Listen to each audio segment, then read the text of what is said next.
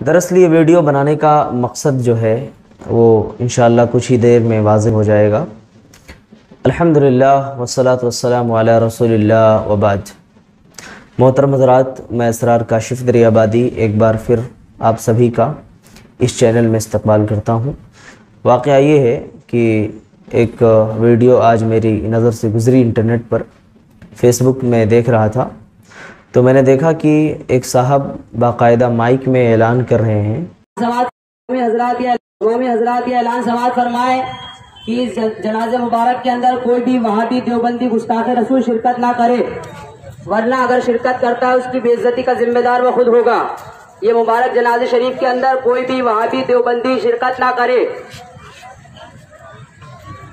کہ اس جنازے شریف میں کوئی دیوبندی، کوئی اہل حدیث جو ہے وہ شرکت نہیں کر سکتا ہے، اور اگر کوئی بھول کر کے بھی شرکت کر لیتا ہے، شریک ہو جاتا ہے، تو وہ اپنی بے عزتی کا خود ذمہ دار ہوگا۔ یہ ویڈیو دیکھنے کے بعد واللہ ایک عجیب و غریب کیفیت ہو گئی کہ آج نفرتیں کہاں تک پہنچ چکی ہیں، آج کس قدر نفرت اور تعصب کی آگ میں لوگ جل رہے ہیں۔ ایک دوسرے سے حسد اس قدر بڑھ جائے، ایک دوسرے سے نفرت اس قدر ہو جائے کہ کفر کا فتویٰ، گستاخ رسول کا فتویٰ۔ میرے بھائیو، دنیا کے اندر کسی کے بارے میں فیصلہ کرنے کے لیے دو طریقے ہوتے ہیں۔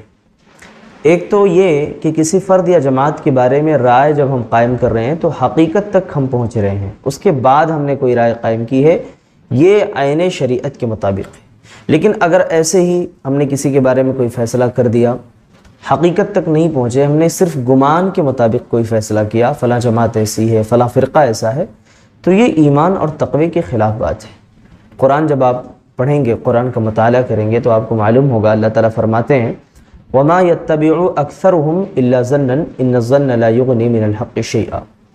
اکثر لوگ جو ہے نا، یہ دوسری کیٹیگری والے ہیں جو صرف گمان کے پیچھے بھاگتے ہیں۔ ان کے بارے میں سن لیا، ان سے سن لیا، فلاں جماعت کے لوگ کفر کرنے والے ہیں، گستاخ رسول ہیں، گستاخ اولیاء ہیں، مان لیا۔ اب نہ ان سے کوئی سلام ہے، نہ کلام ہے، نہ کوئی تعلق ہے۔ میرے بھائیوں، یہ سراسر جو ہے اخلاق کے خلاف بات ہے۔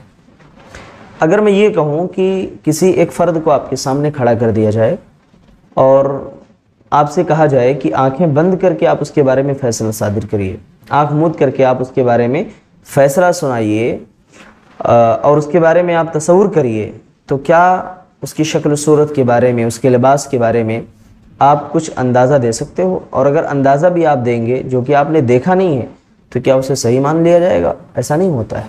اس لیے میرے بھائیوں، قرآن کہتا ہے فَإِن تَنَازَعْتُمْ فِي شَيْءٍ فَرُدُّوهُ إِلَى اللَّهِ وَالرَّسُولِ۔ کسی چیز میں اگر اختلاف پیدا ہو جائے، اسے اللہ اس کے رسول کی طرف لوٹا دو۔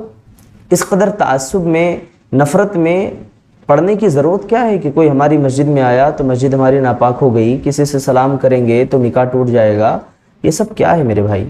یاد رکھیے کہ اللہ تبارک و تعالی لوگوں کو قرآن اور سنت کی تعلیم دیتا ہے۔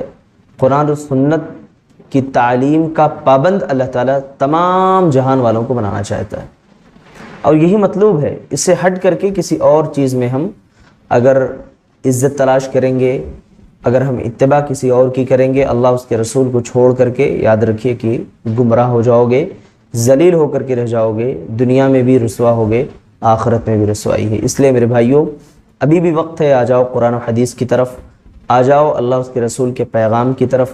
کسی کے قول، کسی کے بہکاوے میں اور فضائل اعمال کے پیچھے اور دیگر چیزوں کے پیچھے پڑ کر کے اللہ کے لیے اپنی دنیا اور آخرت کو تباہ مت کرو۔ اللہ ہم سب کو صحیح سمجھ بوجھ عطا فرمائے۔